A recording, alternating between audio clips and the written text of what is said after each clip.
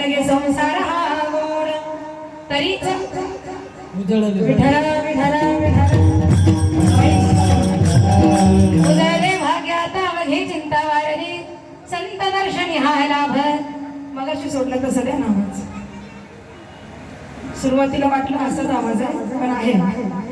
उजळे भाग्यात अवघी चिंता ही वारली संत दर्शनी हा लाभ. पद्मनाभ जोडीला संपुष्ट हे हृदय पेटी वरुणी पोटी साठवू संत दर्शनी हा लाभ.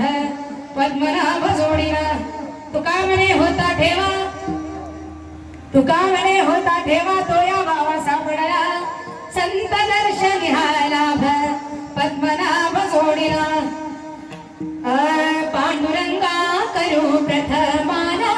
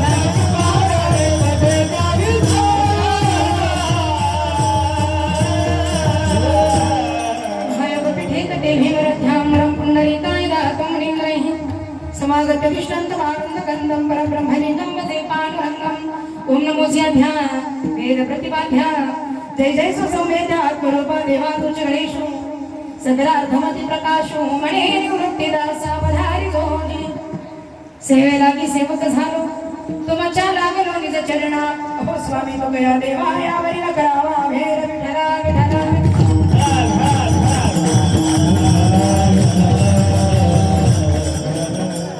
प्रस्तुत प्रसंगी कीर्तन सेवेकरिता निवडलेला अभंग जगाचे जगद्गुरु देहूचे निवासी वैराग्याचे मूर्तिमंत पुतळे श्रीमंत आणि श्री संत माझे तुकोबराया यांचा 4 चरणांचा उत्कृष्ट असा सर्वांच्या पाठांतराचा सरळ सोपा साधा अभंग. या अभंगातून जगद्गुरु तुकोबराया संत दर्शनाचं महत्व सांगतात. विठ्ठला विठ्ठला विठ्ठला.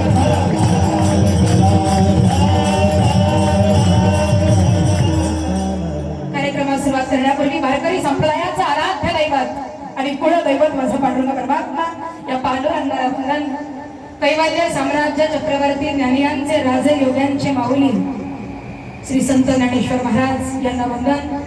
तुम्हा सकल माता पित्यांना वंदन, सकल श्रोत्यांना वंदन. या सर्वांना वंदन करत असताना एका माणसाला मात्र आम्ही विसरलोच.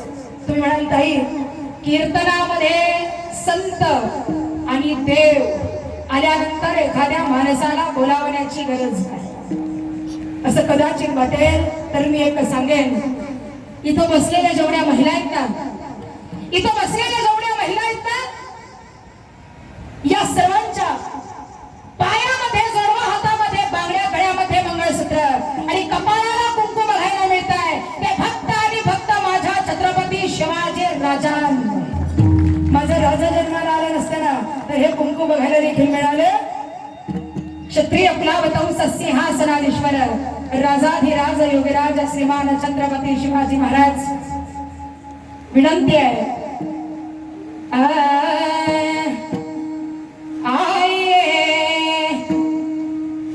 आवाज महाराज आये महाराज विराज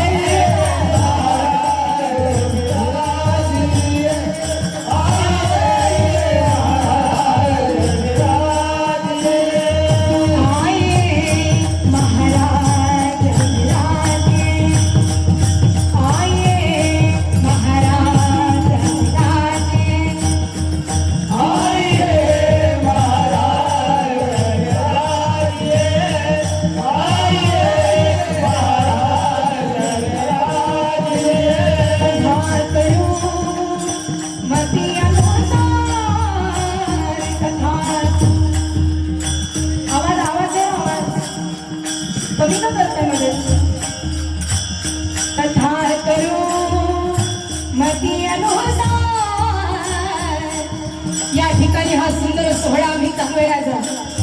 मोबाईल कनेक्ट केलाय ना तर मोबाईलला आवाज द्या. Sound system. आज या ठिकाणी हा सोहळा चालू आहे ना.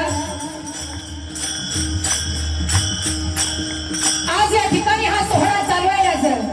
तुम्हाला बोलावण्याचं कारण तुम्ही नसाल तर या हरी कीर्तनाला रंगण आहे.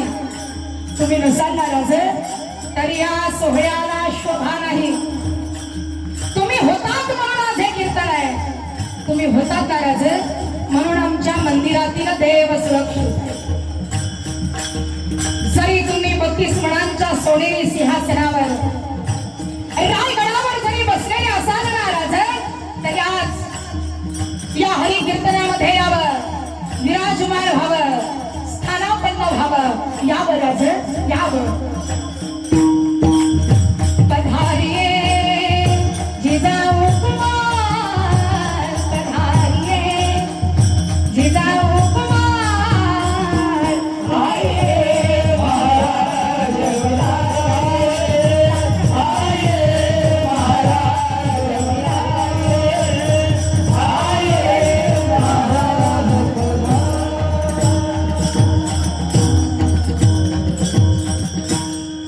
जगद्गुरु तुकाराम महाराज या भंगामध्ये वर्णन करतात. उजळले भाग्य आता माझं भाग्य उदयाला आलं का. धन मिळालं म्हणून नाही, पैसा मिळाला म्हणून नाही, संपत्ती मिळाली म्हणून नाही का. अरे सांगतात भाग्य तरी नव्हे धनपुत्र झाला. निकटवास बरा संता बाई. पुत्र झाला तरी भाग्य नाही, बायको मिळाली तरी भाग्य नाही, धन मिळालं तरी भाग्य. कशामध्ये भाग्य आहे. आम्हाला पैसा मिळाला तर आम्ही स्वतःला भाग्यवान समजतो. मला मुलगा झाला, एखाद्याला मुलगा झाला गावामध्ये पेढे वाटतो. मला मुलगा झाला गाव भर नाचतो. तोच मुलगा म्हातारपणात त्याला विचारा काय रे बाबा तुला सांभाळतो का. तो म्हणतो महिन्याला 200 रुपये पाठवतोय. सांभाळत नाही, महिन्याला 200 पाठवतोय. हा मुलगा जन्माला आला म्हणून गावात पेढे वाटले. जगद्गुरु तुकोबाराय वर्णन करतात या संसाराच्या आशेमध्ये आम्हाला भाग्य नाही. तुकोबाराय आणि आमचं परमार्थ वेगळा. तुकोबारायांचा संसार होता वाळलेल्या नारळासारखा आणि आमचा संसार आहे ओल्या नारळासारखा.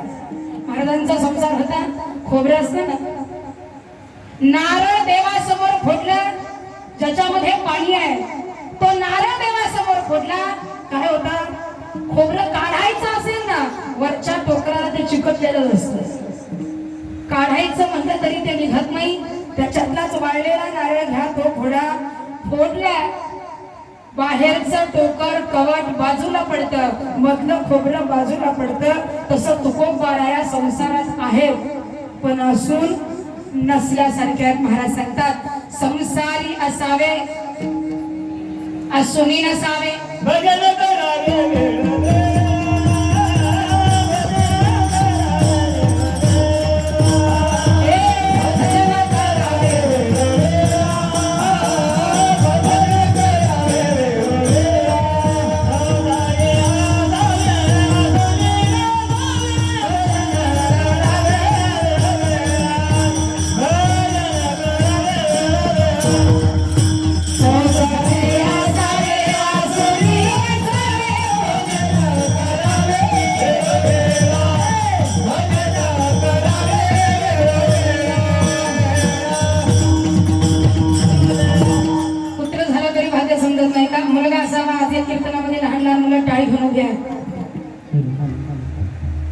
या कीर्तनामध्ये आज ही आमची लहान लहान मुलं टाळी घेऊन उभे आहेत.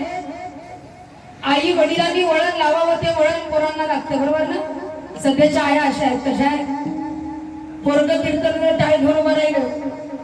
आता ज्यांची पोरं आज कीर्तनात आहेत त्यांच्या आईचं मी कौतुक करते बरोबर ना. ज्यांचं एखादं पोरग कीर्तनाला टाळी घेऊन उभं राहिलं की आई हात धरून घरी घेऊन जाते. काय भेटणार आहे टाळ कुटून वाजवून नाही काय भेटणार आहे टाळ कुटून. कीर्तनात पोरग टाळ घेऊन उभा राहिलं की घरी घेऊन जाते आणि तेच पोरग लग्नाच्या वरातीत नाचू द्या. डीजे पुढे नाचायला लागलं का आई दारात 4 बाया गोळा करून उभा राहते आणि पुढून वरात आली का ह्याला अजून येतोय अजून. आणि मग आई शेजारीला सांगते अगं सख अगं बघ माझा पिंट्या कसा प्लेअर फाटूस तर नसते. कधी भांडली त्याला कळालं नाही, पण भांडली मात्र घरा काय वळण आहे. आई बापाला वळण लावावं ना, ते वळण लागलं जातं. माझ्या आवडीचा दृष्टांत, एका गावात माझं कीर्तन होतं. कीर्तनाला आम्ही गेलो, दुपारचं कीर्तन संपलं. कीर्तन संपलं, गप्पा मारत आम्ही बसलो. गप्पा मारता मारता त्या गावातली एक वयस्कर आजी माझ्या जवळ आली. अंगावरती लुगडं, हातामध्ये काठी, तोंडात हाताचा पत्ता नाही, अंग थरथर कापते. चुक्कन आजी माझ्या जवळ आली, दर्शन घेतलं, माझ्याकडे बघितलं, मला म्हणते बाई, म्हणलं काय आजी, रात्री काय बारी कीर्तन केला गा. म्हणलं आजी तुमच्यासारख्यांची कृपा पाहिजे.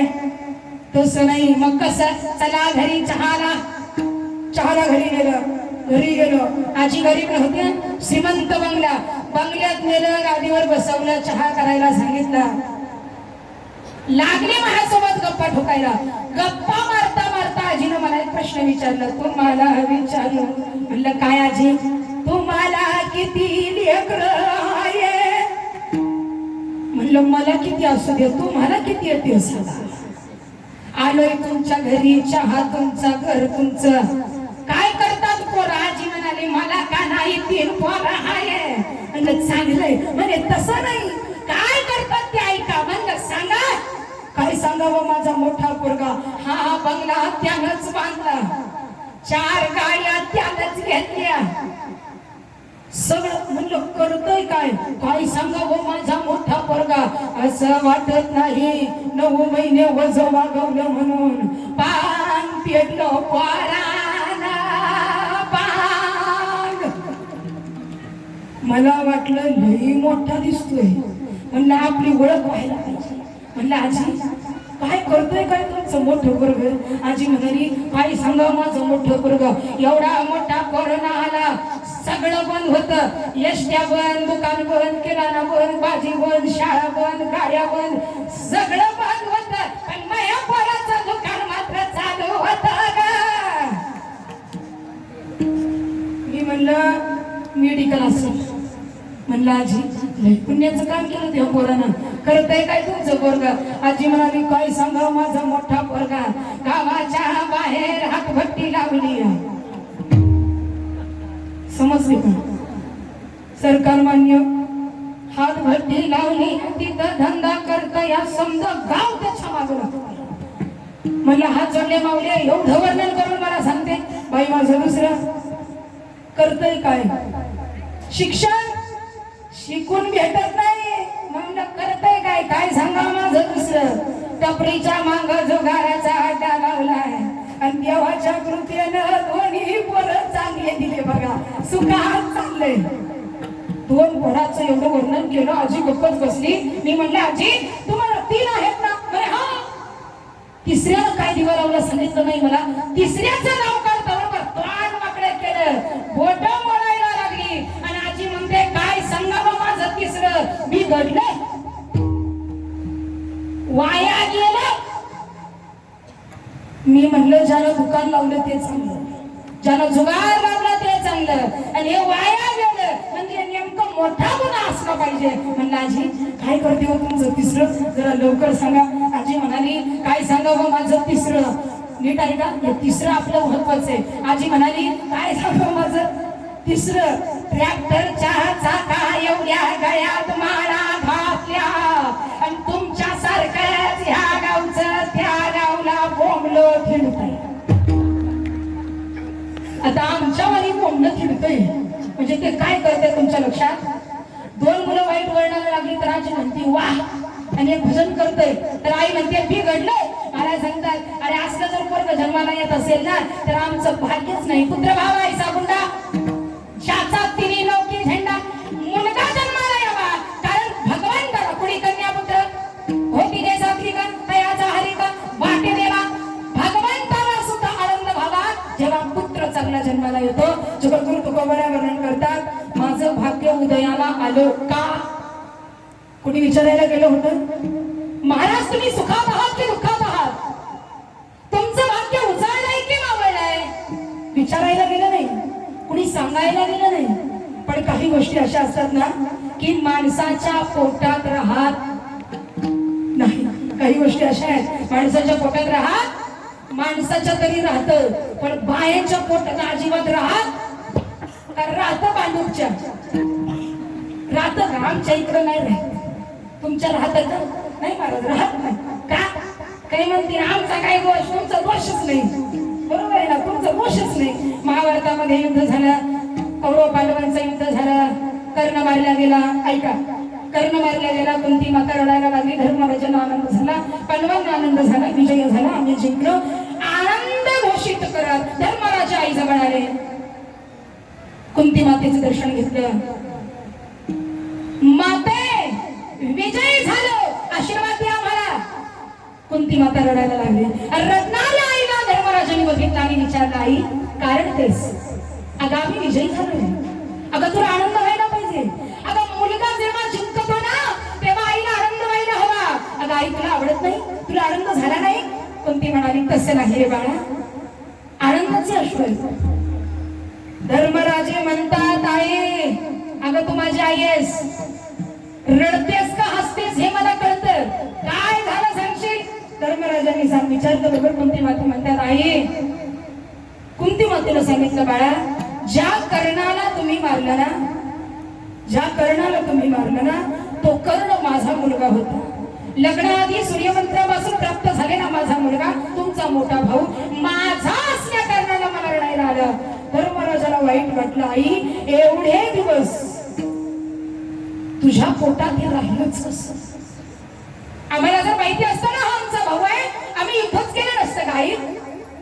हे पाप आम्ही केलंच नसतं. पण आई तुझ्या पोटात ठेवण्यामुळे झालं. इथून पुढं स्त्री जातीला शाप देतो की बाईच्या पोटात कुठलीच गोष्ट लपून राहणार नाही. तेव्हापासून एखाद्याच्या वाढदिवसाला गेली किंवा कीर्तन सुरू झालं, कीर्तनामध्ये येऊन बसली, पंचपदी चालू होईपर्यंत, महाराज येईपर्यंत काही काम नसतात. बरोबर ना? महाराज येईपर्यंत काही काम नसतात. ही शेजारणीला म्हणते, तुला काही माहिती का? तुला काही माहितीये का? ती म्हणते, नाही ग, कुणाला सांगू नको बरं काय. अगो बाई, घर भलं ना आपण भलं, तसले धंदे आपल्याला जमतच नाही, सांग बघू काय झालं. ती म्हणते, अगं त्या पाटलाच्या घरी असं असं. तिनं तिला सांगितलं, हिनं तिला सांगितलं. सगळ्या गावात बाई बोंब मारल्याशिवाय गप्प बसत नाही, कारण माणसाचा स्वभाव असा आहे. कसा आहे? अंतरीचे धावे, अंतरीचे धावे स्वभावे बाहेरी, अंतरीचे धावे स्वभावे बाहेर बाहेरी.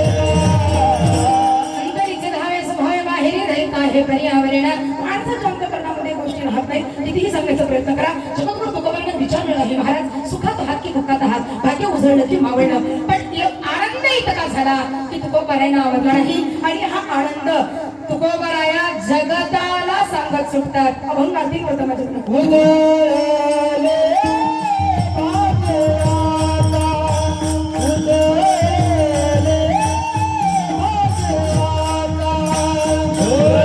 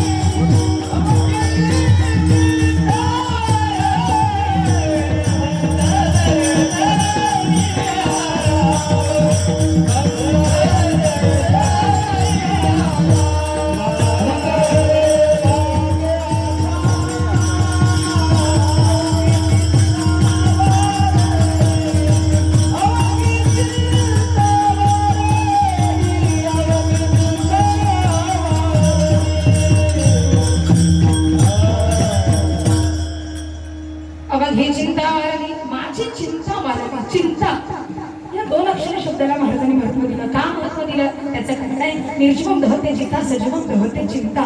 मेलेल्या माणसाला लाकडाची चिता जाळते, पण जिवंत माणसाला चिंता जाळते. ही चिंता वारली. का वारली? कारण आमचं भाग्य उदयाला आलं. मी सुरुवातीला सांगितलं महाराजांचं भाग्य पुत्र झाला म्हणून नाही, बायको मिळाली म्हणून.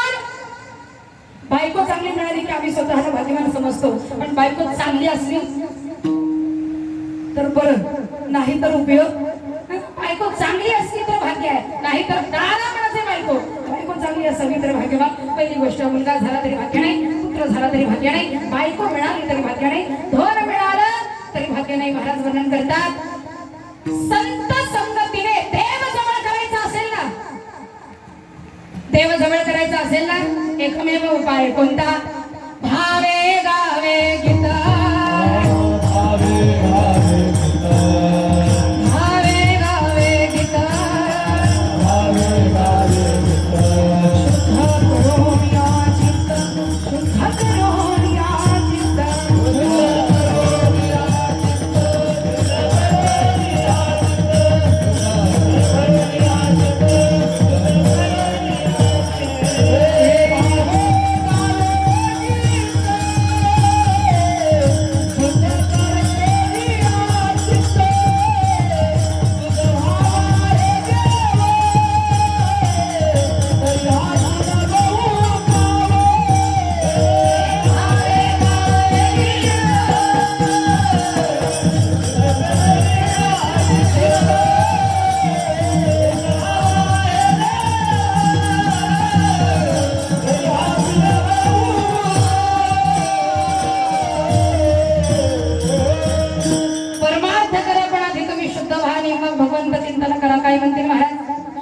एकदा कीर्तन झालं, कीर्तनामध्ये सांगितलं बाबांनो, परमार्थ करा पण आधी तुम्ही स्वच्छ व्हा आणि मग भक्ती करा.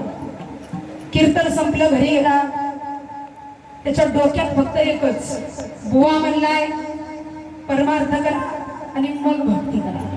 घरी गेला, बाथरूम मध्ये गेला, तांब्यामध्ये निर्मा कालवला, चांगला फिक्स दिला आणि तांब्यावर निर्मा केला. आता निर्म्यानं दाखवला चमत्कार. रात्री 12च्या पुढे घेडबा जा घेडबा जा घेडबा रातभर. सकाळ सकाळ ज्याच्या घरी आमचा मुक्काम तिथं महाराज आहेत का? घरमालक म्हणला आहे, बोलवा. आम्हाला वाटलं चहाला बोलवाय आले कोणीतरी, म्हणलं उरकार येत का असा. बाहेर आलो, म्हणलं जे आली, म्हणलं जे आली नाही. मग शाळेला तुमची कीर्तन ऐकू नये. म्हणलं झालं काय? रात्री काय सांगितलं? आतून स्वच्छ व्हा.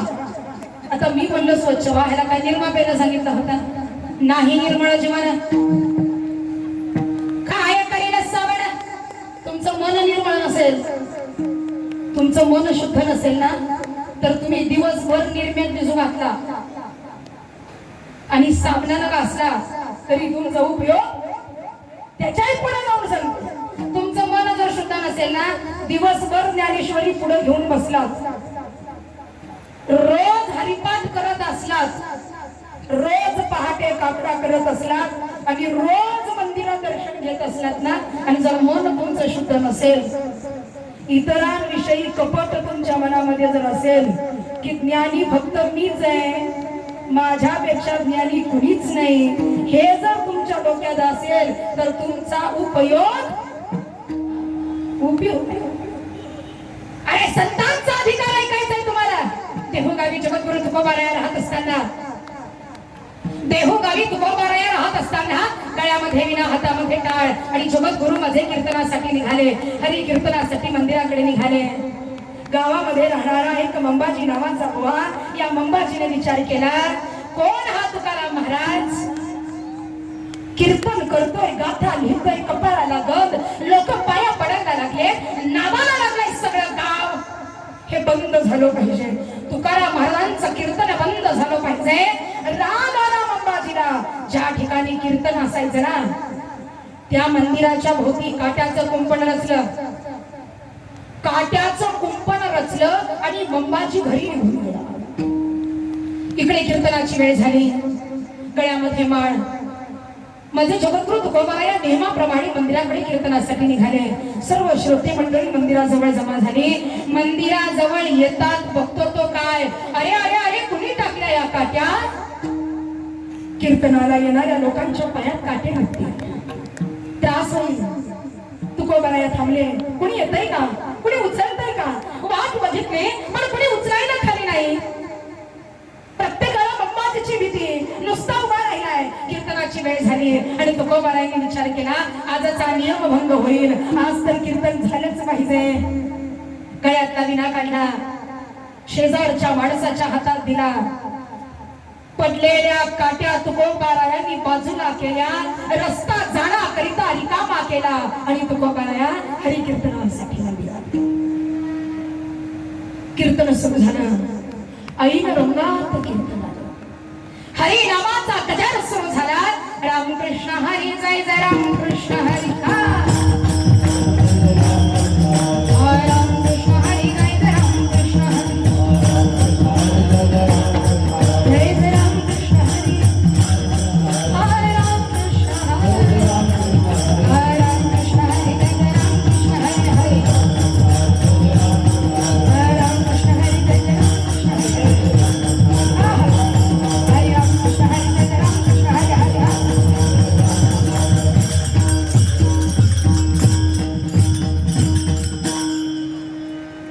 एका माणसानं मंबाजीच्या घरी जाऊन सांगितलं, मंबाजी बुवा, तिकडे कीर्तन सुरू झालं आणि तुम्ही झोपलात. काय? कीर्तन सुरू झालं? होय. अरे पण काट्या टाकल्या होत्या ना, उचलल्या त्या तुकाराम महाराजांना. कीर्तन सुरू केलंय, चला. तळपायाच्या मस्तकात गेली मंबाजीच्या, तसाच पळत निघाल्या. जिथे कीर्तन सुरू आहे ना तिथे आला. बाहेर पडलेली एक काठी उचलली, बाहेर पडलेली काट्याची फांदी उचलली आणि तसाच मंदिरात गेला आणि आवाज दिला, बंद करा रे. कीर्तन बंद झालं.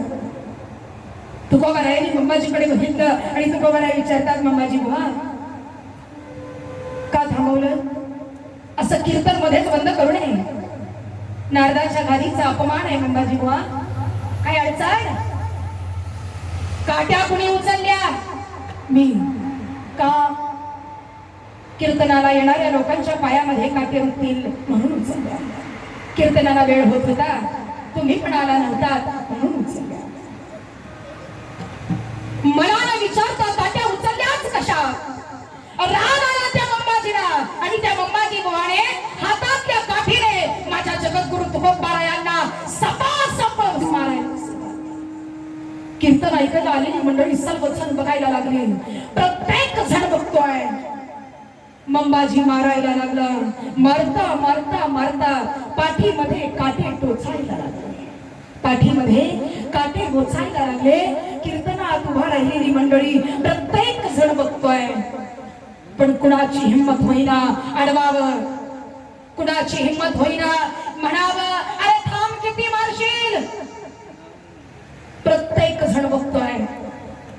मारता मारता मारता मंबाजी बुवाना आवाज द्यावा, करशील परत कीर्तन, येशील परत मंदिरात, करशील ही लोक परत जमा. या मंदिरात कीर्तन करताना परत दिसला नाही पाहिजे. मारता मारता पाठीतनं रक्त निघालं. मारता मारता माझ्या जगद्गुरु तुकोबारायांच्या पाठीतून रक्त निघायला लागलं आणि तुकोबाराया वेदनेनं खाली बसले. असह्य व्हायला लागलं. विठ्ठल विठ्ठल नामाचा जप चालू आहे. एका माणसाला बघवलं नाही, तिथं उभा राहिलेल्या एका माणसाला बघवलं नाही. त्याला वाईट वाटलं. हिंमत तर होत नव्हती अडवायची, पण काहीतरी करावं आणि हा अन्याय थांबवावा. तसाच पळत निघाला. जगद्गुरूंच्या घरी गेला, तुकोबारायांच्या घरी गेला आणि आवाज दिला जिजाबाईंना, अहो तुकोबारायांना मारतोय तो मंबाजी, चला लवकर चला. काय यांना मारताय? कुणी अडवायला नाही का रे तिथं? कुणी थांबवायला नाही का रे तिथं? सगळे. पण त्या मंबाजी बुवा पुढे कोणाची हिंमत होत नाहीये. तुम्ही लवकर चला, अहो रक्त निघायला लागलाय पाठीतून, चला. जिजाबाई तशाच पळत आल्या, तशाच पळत आल्या. कीर्तनाच्या जागेवर आल्या आणि बघतात तो काय, तुकोबारा या वेदनेनं असह्य झाले होते. राग आला आणि जिजाबाई कडाडून आरोळी ठोकली, अरे मंब्या, यांना मारताना तुझे हात कसे तुटले नाही म्हणते मी. यांना बोलताना तुझी जीभ कशी झुकली नाही म्हणते मी. इतकं मारतात. अरे मारायची काही पद्धत? कीर्तन स्तर करत होते ना, दुसरं काही करत? उभा राहिलेल्या सर्व लोकांकडे जिजाबाईंनी बघितलं आणि जिजाबाई म्हणतात, रोज कीर्तनाला येताना रे तुम्ही, रोज यांच्या कीर्तनात बसताना रे तुम्ही, रोज टाळ्या वाजवताना रे तुम्ही, अरे रोज माना हलवताना रे यांच्या कीर्तनात. आणि यांना मारताना आज कुणाला अडवावं वाटलं नाही, कुणाला थांबवावं वाटलं नाही. जिजाबाईंनी आवाज दिला, आवले अगं बास, किती बोलशील भास. अहो पण एवढं, तू चल बरं घरी. आज जीव तुकोबारायांना घेऊन आमच्या जिजा माता घरी आल्या. अंथरुणावरती झोपवलं. पाठीवरची जखम पुसून काढली. ही जखम पुसताना तोंडातून बडबड मात्र चालूच होती. जखम पुसली आणि पाठीतले काटे काढायला सुरुवात केली. पायातला काटा काढणं वेगळं आणि पाठीतला काटा काटा काढत असताना तुकोबारायांना सहन होईना आणि तुकोबाराया ओरडायला लागले. हे ओरडणं बघून जिजाबाईंनी आवाज दिला, महाराज तुम्ही झोपा, मी जरा आलेच. कुठं चाललीस? तुम्ही आराम करा, मी जरा आलेच. सांगशील? जरा बघतेस त्या मंबाजीकडे, तुम्हाला मारायची हिंमतच कशी झाली म्हणते मी त्याची. तुमच्याकडे परत बघितलं नाही पाहिजे त्या मंबाजीने. तुम्ही आराम करा, मी आलेच. आवले अगं थांब, लोक जनावरासारखी वागायला लागली म्हणून आपण जनावर व्हायचं नसतं ग. माणसं राक्षसासारखी वागायला लागली म्हणून आपणही राक्षस व्हायचं नसतं. आपण फक्त प्रेम द्यायचं, फक्त प्रेम. अहो पण एवढं, तू जेवण करा आणि झोप बरं. जिजामाता झोपल्या, रात्र ओलांडायला लागली. जिजाबाईंना झोप लागली का डोळा लागला का हे तुकोबारायांनी बघितलं. तुकोबाराय हळूच उठले आणि जावं कुठं. घराचा दरवाजा उघडला, दरवाजाच्या बाहेर आले आणि जावं कुठं. मंबाजी बुवाच्या घरी. मंबाजी घोरत पडला होता. मंबाजीच्या घरी गेले, मंबाजीच्या पलंगावर बसले. त्याचा हात आपल्या हातात घेतला आणि मंबाजीचा हात दाबायला सुरुवात.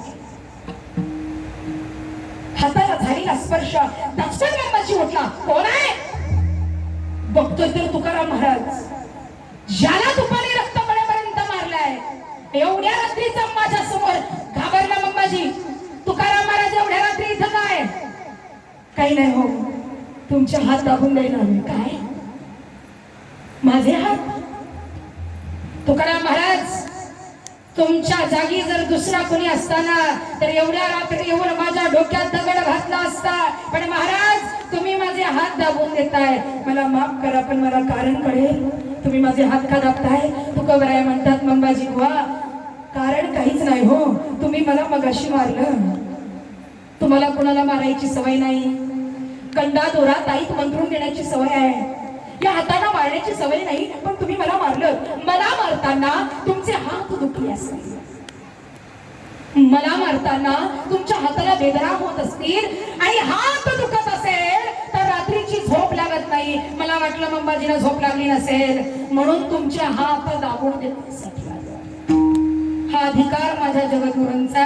आणि म्हणून म्हणावं, तुकाराम तुकाराम नाम घेता कापे यम. महाराज वर्णन करतात, संतांचा अधिकार एवढा आहे. यवना अंगावरी थुंकला प्रसाद देऊनी मुक्त केला. एकनाथ महाराजांच्या अंगावर पान खाऊन थुंकावं. तुकोबारायांना काट्यांनी मारावं. तुकोबारायांच्या समोर एका गलिकेला पाठवावं. संतांचा अधिकार इतका मोठा आहे. शांती ब्रह्म पदवी मिळावी माझ्या एकनाथ महाराजांना म्हणून तुकोबाराय वर्णन करतात. अशा संतांचं जर दर्शन मला होत असेल ना,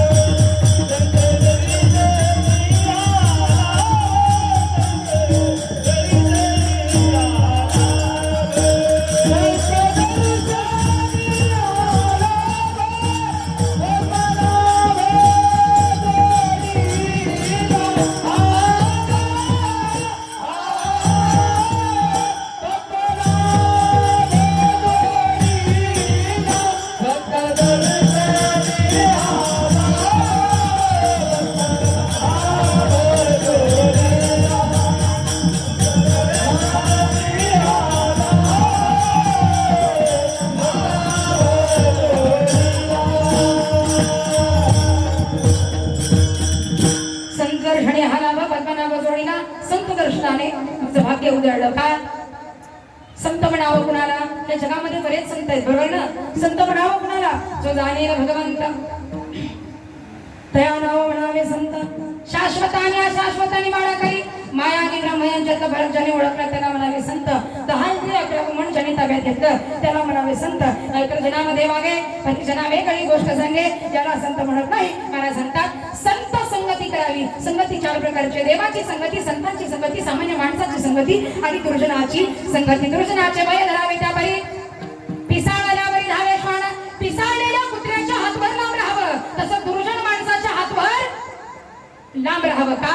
वृश्चिकस्य विषम पुच्छभक्षिकाया मुखे विषम सर्पस्य विषम दंते सर्वांगे दुर्जन असतात. विंचवाच्या नांगीत विष आहे, सापाच्या दातात विष आहे, पण दुर्जन माणसाच्या सगळ्या अंगात विष आहे. म्हणून दुष्टाचं जरा आजवर लांबच राहावं, कारण त्याच्या जवळ राहून उपयोग नाही.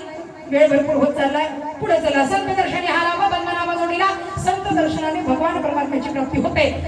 दुःखाची निवृत्ती आणि परमानंदाची प्राप्ती करायची असेल तर केवळ आणि केवळ संतांच्या संगती मनोमार्ग गती. आकळावा श्रीपती येणे बंधे. देवाचं वेळ लागावं. कसं लागावं? वेडा झालो वेडा झालो, वेडियाच्या गावा गेलो. वेड भाव वेड. कसं व्हावं? वेड व्हावं. उदाहरण देऊ का सध्याचं? पहिलेचं उदाहरण वेगळं. वेड कसं व्हावं? पूर्वीचं उदाहरण देऊ. मीराबाईने विष पिलं, पण भगवंताचं नामस्मरण सोडलं नाही. लग्न करेन तर कृष्णाशी, नाहीतर करणार नाही. याला म्हणावं वेड लागणं. पूर्वीचं. आताचं उदाहरण तुम्हाला पटवून द्यायचं असेल, देवाचं वेड लागावं. कसं? सध्याच्या काळात आम्हाला मोबाईलचं जसं वेड लागलंय ना, मोबाईलचं जसं वेड लागलंय ना, तसं देवाचं वेड. तसं जर देवाचं वेड लागलं तर भगवंत प्राप्त झाल्याशिवाय राहणार, मोक्ष मिळाल्याशिवाय राहणार. मोबाईल वापरू नका या मताची मी नाही. मोबाईल काळाची गरज आहे, सगळं मोबाईल मध्ये आहे. वापरू नका म्हणत नाही मी, पण मोबाईल वापरावा. मर्यादा परंपरा. एका नाण्याला जशा दोन बाजू असतात ना, तशा मोबाईलला दोन बाजू आहेत. चांगलंही तेवढंच आहे आणि वाईटही. बरोबर का महाराज? काय गमत आहे? वापरावा. कसा वापरावा? एका पोरीनं मोबाईल घेतला, मोबाईल वरती मुलं आणि मुली दोन्ही समान वापरतात नाही, तर कोणी म्हणते पोरींबद्दल बोलतायत, मुलींबद्दल बोलत नाही. मुलं आणि मुली सगळं समान चालले. आता एका पोरीनं फोटो काढला, मस्त पैकी मेकअप वगैरे करून फोटो काढला आणि तो फोटो फेसबुकला टाकला. फेसबुकला टाकला. बरं टाकला तर टाकला, वर कॅप्शनला टाकलं काय? सांगा मी कशी दिसते. सत्य परिस्थिती, ह्याच्यात लबाड काहीच नाही. फोटो टाकला आणि वर लिहिलं सांगा मी कशी दिसते. आता आमची पोरं म्हणजे तयारच, खाली सुरूच. Nice, very nice, beautiful, good looking, कडक, ऑसम, झकास, सुरूच. 2 तासानं पोरीनं मोबाईल घेतला. काय काय आले आपल्या फोटो खाली बघावं. बघायला सुरुवात केली. बाबा 1000 लाईक, 500 कमेंट. पूर्वी जाग्यावर बघली. काय कमेंट आहे, काय कमेंट आहे, काय कमेंट आहे. प्रत्येकाला तिने रिप्लाय द्यायला सुरुवात केली. प्रत्येकाला thank you, thanks, thank you, thanks, very very thanks, thank you. प्रत्येकाला रिप्लाय देता देता देता एका बहादरानं खाली लिहिलं होतं हडळ दिसते हडळ. एका नदीला गुतली पावडर किती झाली बघ. एक म्हणला 25,000चा मोबाईल त्या बापाला घेऊन दिला. 10 रुपयाचा आरसा नाही का, त्याच्यात जाऊन पण बघ आम्हाला विचारते कशी दिसते. तेवढे तर लेख तुला व्हायचे. लबाड नाही. स्वतः वाचलेला कमेंट लबाड खोट. याच्यात काय वापरू नाही म्हणत नाही. 2 मिनिटाचं उदाहरण ऐकून आपण पुढे जायचंय. ऐका. कमेंट मारता मारता मारता मारता फेसबुकवर हे कुठलं हे कुठलं बोलणं नाही, चालणं नाही, कोण कुठलं कधी बघणं नाही. यानं तिकडं मेसेज केला तिला तुझा नंबर मिळेल का. तिनं विचार केला पोरगं चांगल्या घरात दिसते, नंबर द्यायला काय हरकत आहे. तिनं नंबर दिला. आता नंबर दिला आणि नंबर दिल्यानंतर फेसबुक बाजूला पडलं आणि बोलायला सुरुवात झाली. कशावर? व्हॉट्सअप. चॅटिंग सुरू झालं. चॅटिंग सुरू झालं. हे 10 दिवस चाललं. 10 दिवस चालल्यानंतर मुलीच्या घरी एवढी कडक शिस्त होती. मुलीने सांगितलं हे बघा, मुलीने त्याला सांगितलं म्हणे हे बघ माझ्या घरी कडक शिस्त आहे, मला बोलायला मोबाईल मिळत नाही. 2 तासासाठी अभ्यासाला फक्त मोबाईल भेटतो आणि त्या 2 तासाच्या वेळात मी तुझ्याशी बोलते फक्त चॅटिंगवर, तोंडाने नाही. मला बोलायला मोबाईल मिळत नाही. हे सगळं ठरलं. 10 दिवस चाललं आणि 10 दिवसाचं बोलणं यांचं झाल्यानंतर आईबाप ऐका, आईबाप 10 दिवसाचं बोलणं झाल्यानंतर या दोघांनी ठरवलं काय? लास्ट उपाय म्हणजे आपल्या आई वडिलांची आपल्या लग्नाला परवानगी नाही. मग काय? सगळं ठरलं. यानं आज मेसेज पाठवला, उद्या 12 वाजता नीट ऐका, उद्या 12 वाजता आपले लग्न आहे, लग्नाचा मुहूर्त आहे, 12 वाजता हजर हो, लोकेशन पाठवतो तिचं. पोरगी म्हणाली जरा लवकर येते, मेकअप कराय. तो म्हणला तू लई देखणी आहे, लवकर येऊच नको. मा बाप लई खडूस आहे, त्याला कळलं तर लग्नच होऊ देणार नाही, तू येऊच नको. 12ला म्हणजे 12लाच ये. दुसरा दिवस उजाडला, 12 वाजायला लागले, इकडं तयारी सुरू. 10-15 मित्रमंडळ, सगळं जाग्यावर तयार. अंतरपाठ, अक्षदा, हार, सगळं ब्राह्मण, सगळं तयार. 2 मैत्रिणी घेऊन पोरगी हजर. 12ला म्हणजे 12. पोरगी आली आणि बोलल्यावर उभी राहिली. येता बरोबर अंतरपाठ करलं. शुभमंगलम सावधान. लग्न लागलं, पाया जोडवं, गळ्यात मंगळसूत्र, कपाळाला कुंकू, सगळं झालं. आयुष्याचे जोडीदार झाले, सगळं नीटनेटकं झालं. आता नवरा बायको झाले, पती पत्नी झाले, जोडीदार झाले, सगळं झालं. आता जेवणाचा कार्यक्रम, मित्रमंडळ जेवायला बसलं. मध्यभागी नवरदेव, बाजूला मित्रमंडळ जेवायला. नवरी मुलगी भाजीचं भांड वाढायला घेऊन आली. भाजी वाढणार एवढ्यात मित्राला राहलं नाही आणि त्याने विचारलं, मग बहिणी कसा वाटला आमचा नवरदेव? कसा वाटला नवरदेव म्हणता बरोबर नवरीला पण राहुलं नाही. नवरीला भाजीचं भांड खाली ठेवलं. त्या मित्राकडे बघितलं आणि नवरदेवाकडे बघून सांगते,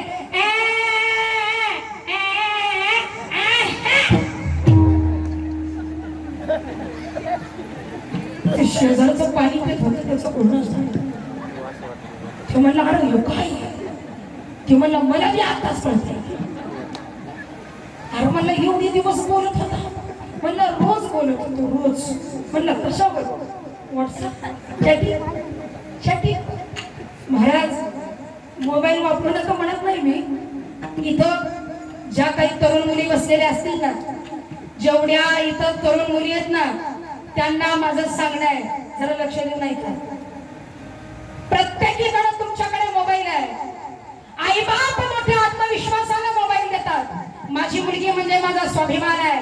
बापाला वाटतं माझी मुलगी म्हणजे माझा विश्वास आहे. अरे माझ्या पोरीसारखी गावात कोणाची पोर नाही, हा बापाचा विश्वास.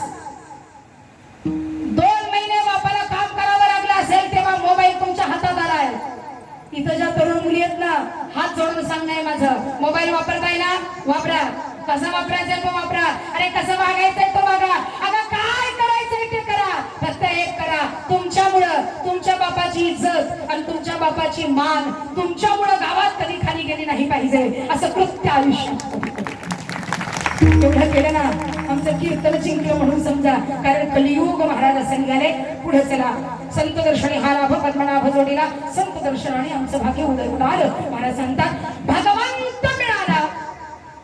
हा भगवंत आहे कुठे? साठविला हरी जिही हृदय मंदिरी. हृदय मंचकी पहुडविला तो श्रीहरी. बसलेली सर्व मंडळी अंतकरणातून हाताने टाळी, मुखाने भगवान परमात्म्याचं गोडाचं हरिनाम.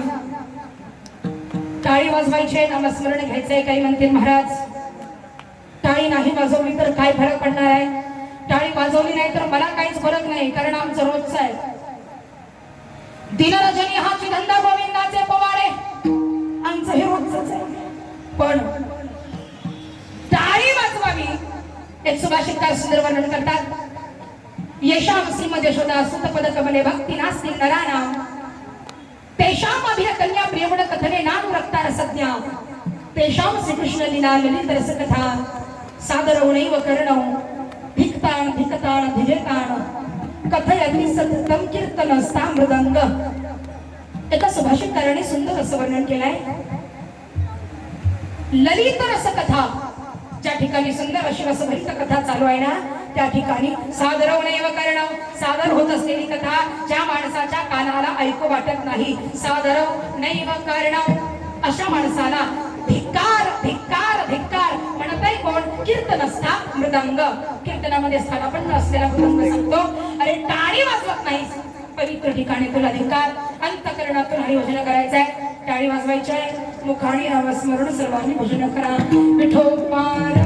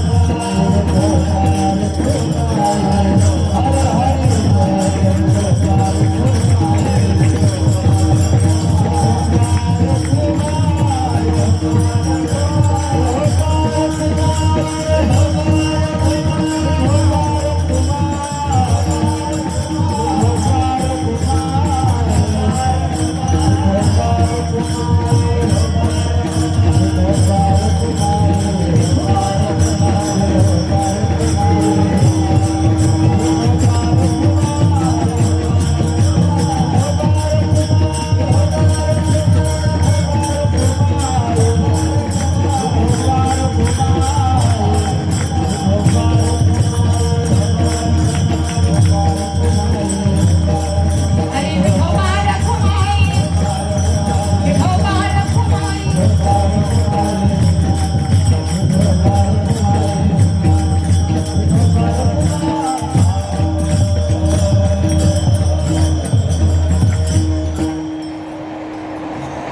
परमार्थासाठी जो देह व्यतीत करतो त्याला संत म्हटलं जातं.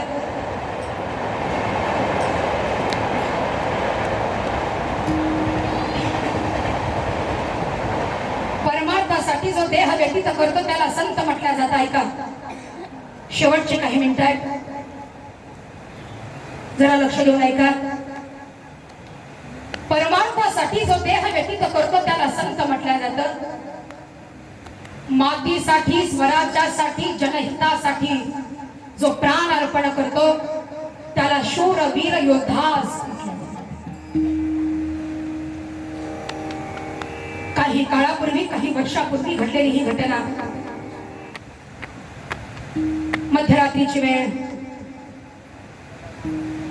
मध्यरात्रीची वेळ. या मध्यरात्रीच्या सुमारास माझे राजे मान खाली घालून विचार करत बसले होते.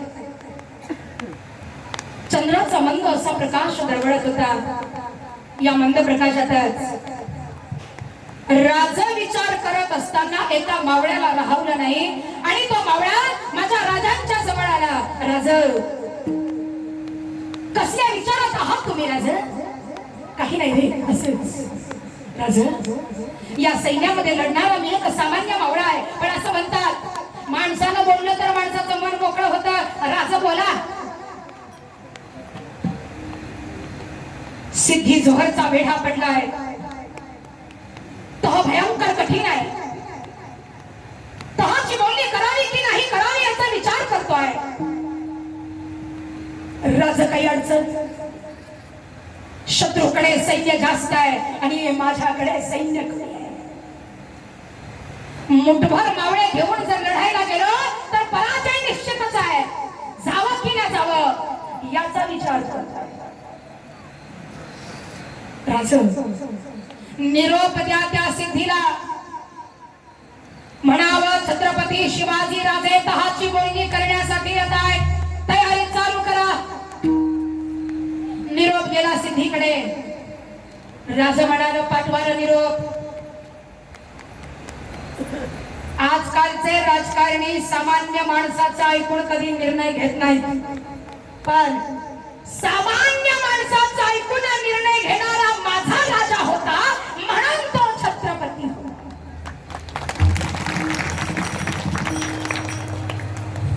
सैन्य निघालं. 2 पालख्या सज्ज झाल्या.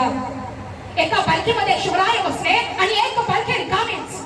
मजल दर मजल, मजल दर मजल करत ही मंडळी अर्ध्या रस्त्यात जाऊन पोहोचली. अर्ध्या रस्त्यात जाताच पालख्या थांबल्या. पालख्या का थांबल्या म्हणून राजे पालखीच्या बाहेर आले. समोर उभा होता त्या मावळ्याचं नाव होतं मंडळी शिवा काशीद. शिवा, का थांबलोय आपण? मार्गात काही अडचण, काही संकट? आपण का थांबलोय? काही नाही राज, कसलीही अडचण नाही, कसलंही संकट नाही. मग आपण का थांबलोय? राज, राज, मगाशी तुमची चर्चा लपून ऐकली. या मावळ्याला माफ करा राज, या मावळ्याला माफ करा. म्हणजे काय ऐकलंस राज? एका पालखीमध्ये तुम्ही बसलात, पण एक पालखी रिकामी आहे. या रिकाम्या पालखीमध्ये राजांसारखाच दिसणारा कोणीतरी हवा. मग तुमचे दागिने, तुमचे अलंकार, तुमचे कपडे या मावळ्याला परिधान करायला द्याल राजा? अरे म्हणणं काय तुझं शिवा? राज, राज, पालखीमध्ये तुमच्या सारखाच पाहिजे. जरा बघा माझ्याकडे राज, राजा, जरा बघा माझ्याकडे. अरे सांगा राज, काय दिसतंय तुम्हाला? राज काय दिसताय तुम्हाला? माझ्या राजाने बघितलं, तुझे डोळे तर माझ्या डोळ्यासारखेच आहेत रे. राजा नुसतं डोळंच नव्हतं, तुमचं नाक आणि माझं नाक सारखंच आहे, तुमचे डोळे आणि माझे डोळे सारखेच आहेत, तुमचं कान आणि माझं कान सारखंच आहे. राजांच्या खांद्याला खांदा लावला या शिवाने, राजांच्या खांद्याला खांदा लावला या शिवाने. आणि हा शिवा म्हणतोय, राजा तुमची उंची माझी उंची सारखीच आहे. राज योगायोग बघा ना, तुमचंही नाव शिवा माझंही नाव शिवा. अरे काय म्हणणं काय तुमचं? राज आजपर्यंत या हिंदवी स्वराज्याच्या लढाईमध्ये सामान्य मावळा म्हणून लढत आलो आहे राजा, पण आज मात्र छत्रपती शिवाजी राजा म्हणून लढायचा आहे. राजा म्हणून संधी मिळेल या मावळ्याला. अरे तो भयंकर कठीण आहे, गेलास ना तर वापस येशील की नाही माहित नाही. आता माघार घ्यायची नाही राज, आता माघार घ्यायची नाही. डोक्यावरती जिरेटोप ठेवला, अंगावरती पोशाख चढवला, कपाळी शिवगंध लावला आणि शिवाजी राजा झालेला हा शिवा. राज जरा बघा माझ्याकडे, दिसतोय का मी राजा? काही कमी? शत्रूकडे गेल्यानंतर मला कोणी ओळखणार तर नाही ना? हा बहुरूपी आहे, राजा नाही आहे. राज काही कमी असेल तर सांगा. माझ्या राजांनी समोर बघितलं, काय होतं समोर? स्वतःच प्रतिबिंब समोर उभं होतं मंडळी. काय होतं समोर? कपाळी शिवगंधम, माथे जटाभार, गळ्यामध्ये कवड्यांची माळ, मोत्याचा कंठा, अंगावरती राजेशाही पोशाख, कमरेला भवानी समसेर, जिला दुधारी तलवार म्हणावं आणि मुखामध्ये जगदंब जगदंब. शब्दच रे खरा राजा, माझ्याही पेक्षा सुंदर, माझ्याही पेक्षा. पण एका वस्तूची कमी आहे, एक वस्तू राहिल्याशिवाय. ही वस्तू परिधान केलीस ना पूर्णपणे शिवाजी राजा होशील,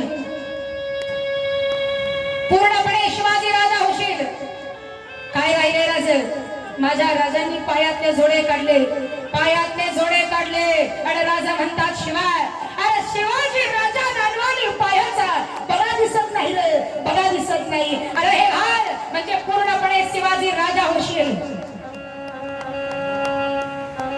एखाद्यानं आपले पायातलं वाहन काढून समोर ठेवलं म्हणजे स्वतःला समर्पित करणं.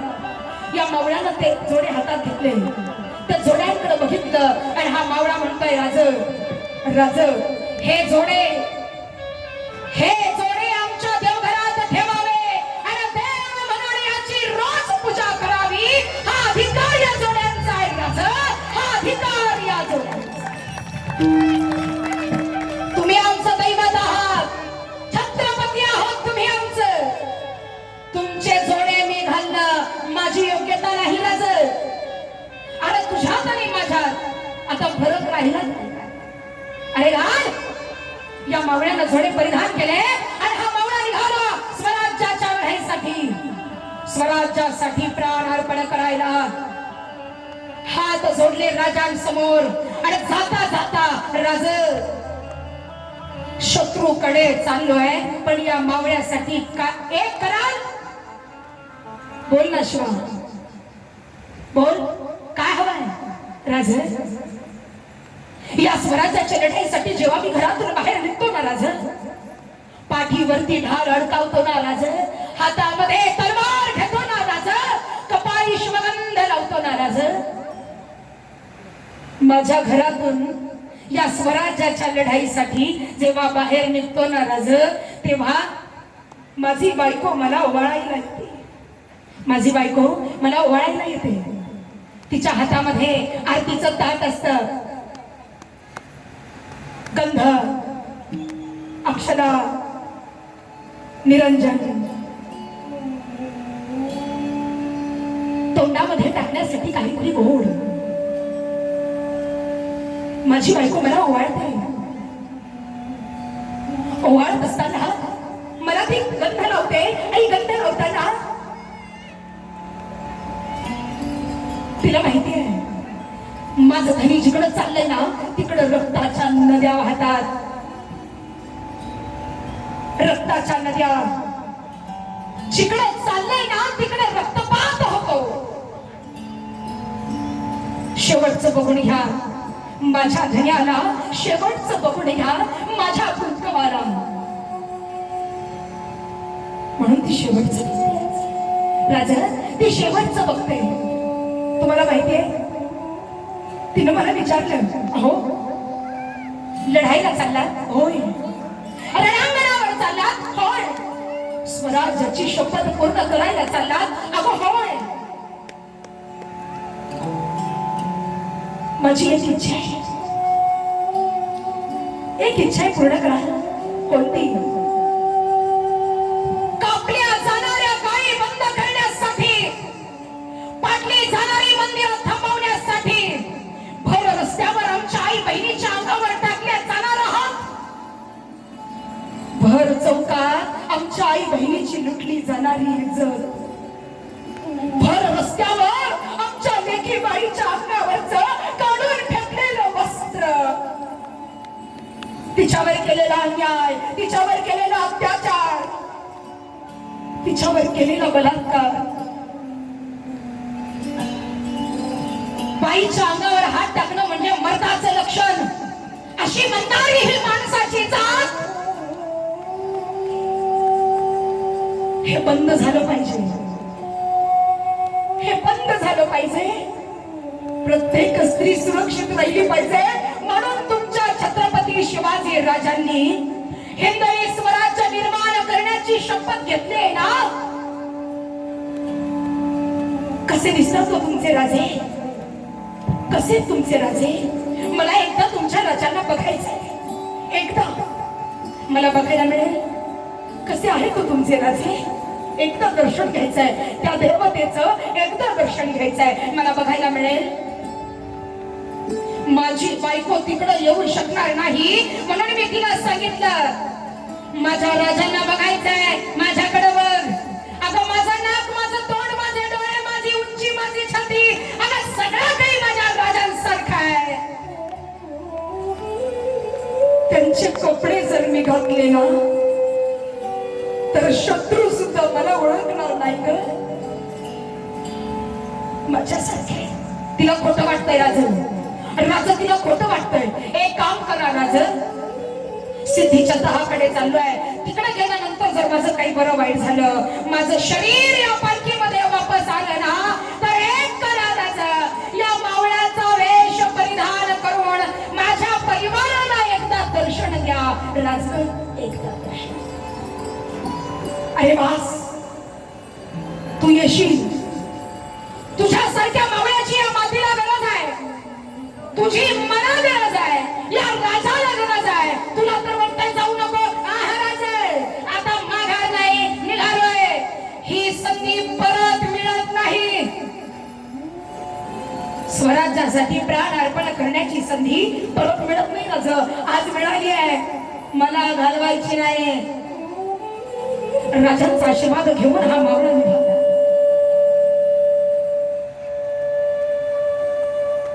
स्वराज्याच्या दिशेने हा मावळा निघाला. एक पालखी गुप्त मार्गाने, एक पालखी राजमार्गाने, दोन पालख्या दोन रस्त्याने निघाल्या. तो चुकून पलीकडे निघून जायचा असा मावळ्यांचा वेग. काळाला की वेळ थांबत नाही म्हणतात. एका मावळ्यानं एका शिपायाने बघितलं, कोणाची पालखी आहे, थांबवा. पालखी थांबली. कोण आहे आतमध्ये? पालखीचा पडदा बाजूला करा. पडदा बाजूला केला. पेटत्या मशालीच्या उजेडात जो चेहरा दिसला, एक शिपाई ओरडला, अरे हो तर शिवाजी राजा पकडा. शिवाजी राजा समजून शिवा काशींचा पकडण्यात आला. पकडलेला शिवा सिटी झोनच्या समोर आणून उभा केला. सर्व मंडळी जमली. राज दिसतात कसं, राज बोलतात कसं, राज चालतात कसं, राजांचा रुबाब काय. राजाला बघायला सगळी माणसं जमली. शंका द्यायला जागाच नव्हती मंडळी. प्रत्येक जण शिवाजी राजा म्हणून बघत होता या मावळ्याकडे. आणि हा मावळा मोठ्या ताठ मानेने उभा होता. सगळं काही नीट चालू होतं. बोलायला सुरुवात झाली आणि बोलता बोलता बोलता तिथं बसलेल्या एका माणसाला संशय आला. तिथं बसलेल्या एका माणसाला संशय आला. समोर उभा आहे तो शिवाजी राजा नाही. काहीतरी चुकताय, दगा होतोय, पण ओळखायचा कसा? ज्या माणसाला संशय आला ना त्याचं नाव काय होतं मंडळी? त्याचं नाव होतं फाजल खान.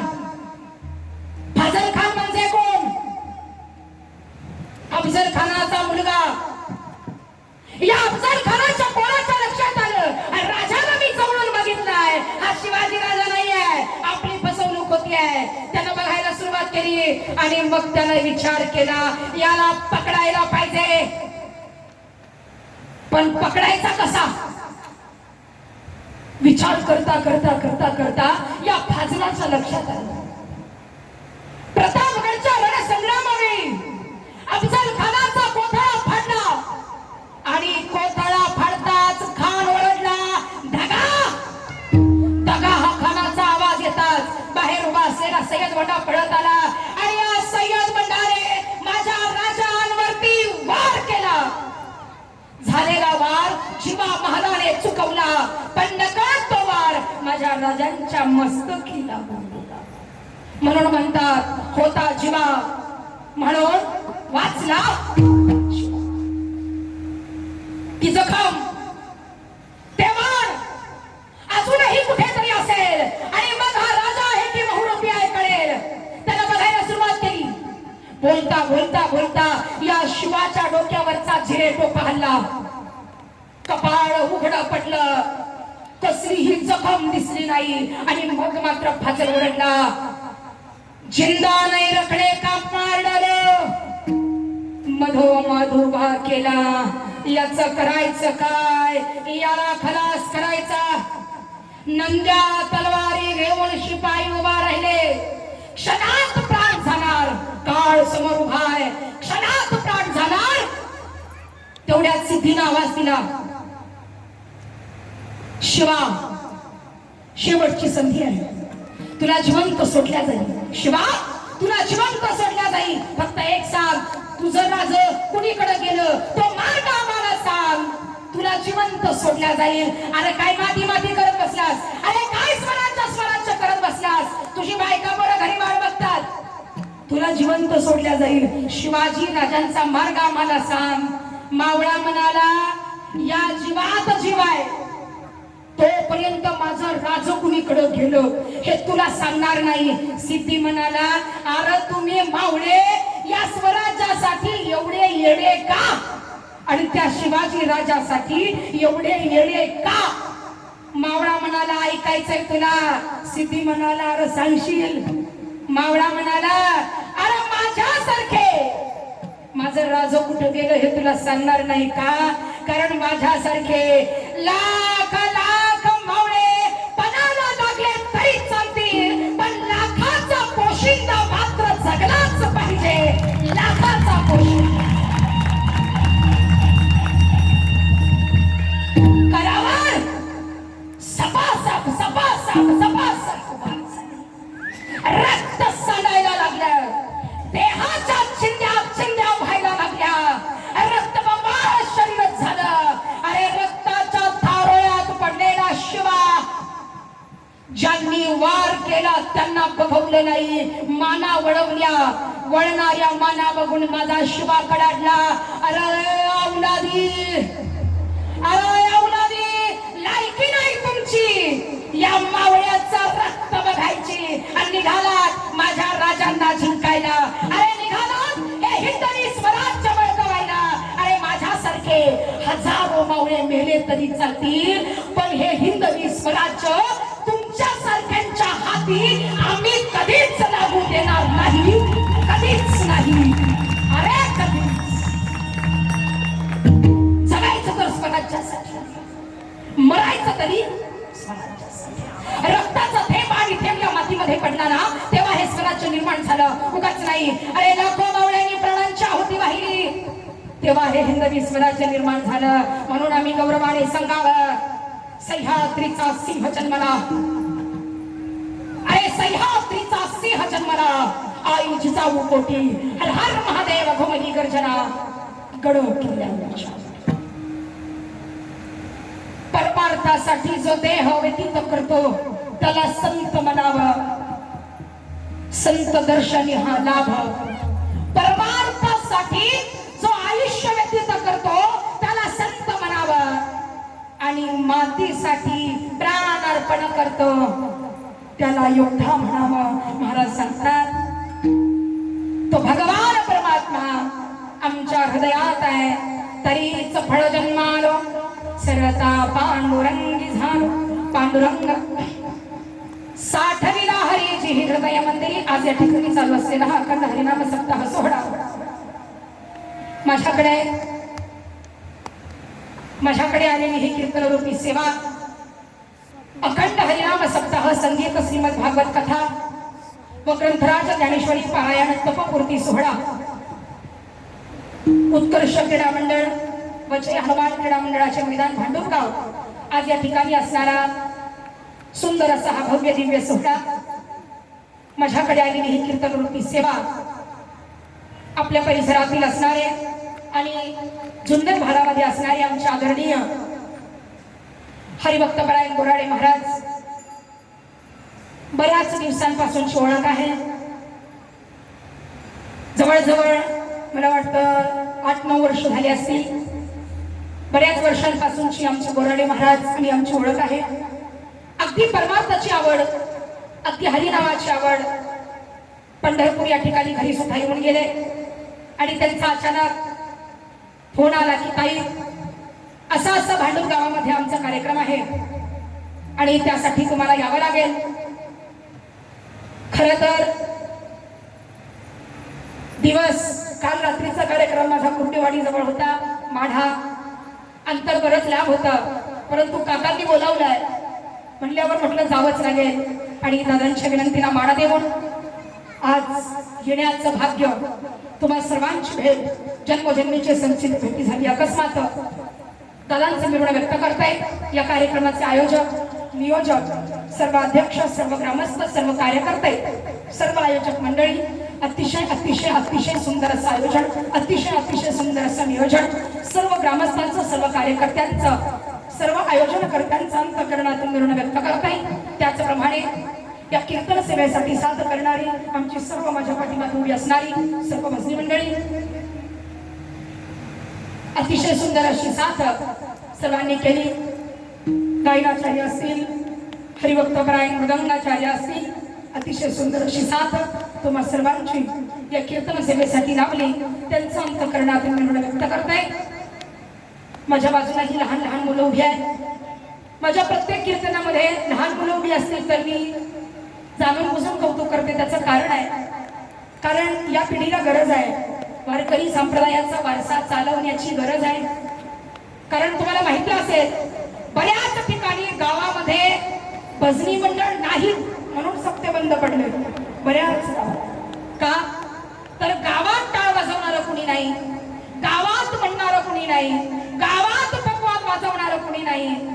त्यामुळं बऱ्याच लोकांची अडचण होती आहे. आणि अशामध्ये ही जर आमची लहान पिढी तयार होत असेल तर नक्कीच याचा संप्रदायासाठी फायदा आहे. त्यांचंही मी अंतःकरणातून हृदय व्यक्त करेल. या बाजूला माझा छोटासा मुलगा आहे. काही म्हणतील महाराज आता पोराचं काय, ह्याच्यात पोराचं काय, तर मी सांगते पोटी पुत्र चांगला जन्माला येणं याच्यासाठी पुण्य लागतं बरं का. आणि मला वाटतंय ते पुण्य मला मिळाले आणि माझी पुण्यही कुठेतरी कामाला आली आहे. 6 वर्षाचा आहे. रोज 300 ते 400 किलोमीटरचा प्रवास, एक साईडला 250 किलोमीटर तर रोजचा प्रवास माझा फिक्स आहे. दिवसभराचा प्रवास. उद्या नाशिकला जायचंय, पळसे या गावी सकाळचा कार्यक्रम आहे. इथून कीर्तन झाले की रात्रभर निघायचं आहे. रात्रभर प्रवास, दिवसभर प्रवास, ऊन आहे. या परिस्थितीमध्ये सुद्धा दिवसभर प्रवास करून रोज कीर्तनाला 2 तास टाळ घेऊन उभा असतो. आणि त्याच्या एवढ्या मुलाने उभं राहावं, कसलीही किरकिर न करता, काही पाणी वगैरे न मागता तो उभा राहतो. न रडता उभा राहतो आणि याचं मला अंतःकरणातून कौतुक वाटतं, ऋण व्यक्त करते की माझ्या पोटी अशी संतती जन्माला आली. आपण सर्वजण त्याचप्रमाणे या ठिकाणी आदरणीय आमचे हरिभक्तपरायण भागवताचार्य वाणीभूषण श्री रोशन महाराज कळंबे आळंदीकर मुक्काम नागपूर यांच्या भागवताचा कार्यक्रम या सप्ताहामध्ये चालू आहे आणि ते सुद्धा या हरिकीर्तनासाठी आवर्जून उपस्थित राहिले. दादांचं मी अंतःकरणातून ऋण व्यक्त करते.